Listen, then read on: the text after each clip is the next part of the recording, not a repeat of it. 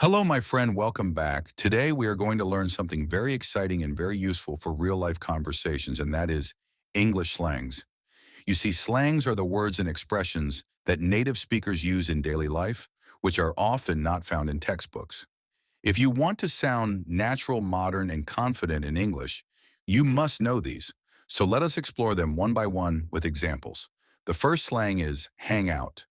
To hang out means to spend time together casually. For example, you can say, I love to hang out with my friends on weekends. It does not mean you are literally hanging somewhere. It simply means spending time together. The second slang is chill. Chill means relax. For example, after a long day, you can say, I just want to chill and watch some movies.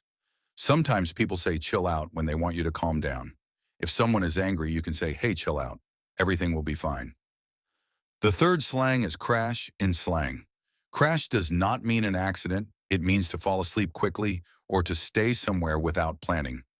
For example, yesterday I was so tired I crashed at 10 p.m.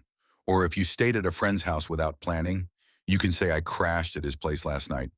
The next one is ghosting. Someone means suddenly cutting off communication with them without any explanation. For example, she stopped replying to my messages. I think she ghosted me. This slang is very common in modern relationships and friendships. Number 5 is binge watch.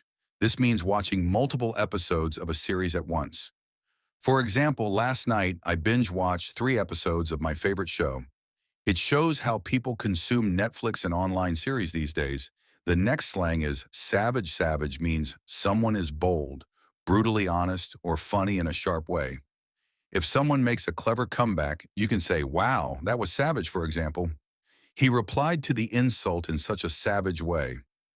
Another very common slang is flex. To flex means to show off. For example, he was flexing his new phone all day. You can use it for showing off possessions or achievements.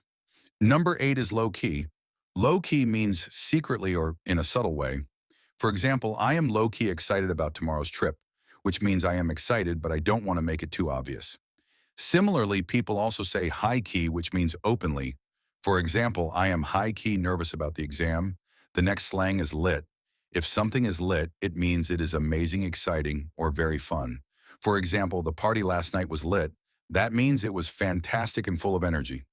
The next one is salty. Salty does not mean taste here. It means being upset or bitter over something small. For example, she is salty because she lost the game.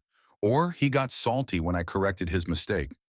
Now let us add a few more advanced slangs. Throw shade means to criticize someone indirectly. For example, she was throwing shade at her ex in the conversation. Tea means gossip or news. For example, what's the tea means?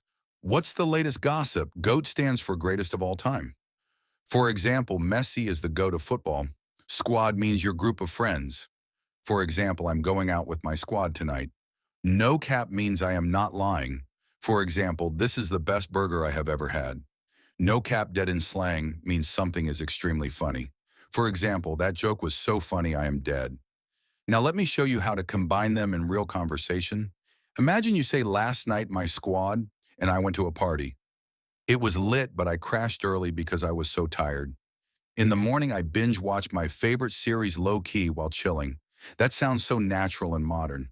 So my dear friend, slangs make your English alive. They help you connect with young native speakers and sound more fluent. But remember, use them in informal situations with friends and not in professional settings. Let us quickly revise. Hang out, chill crash, ghost binge, watch savage flex, low-key, lit salty throw, shade tea, goat squad, no cap, and dead. Practice them in your own sentences, and you will notice a big improvement in your natural English speaking.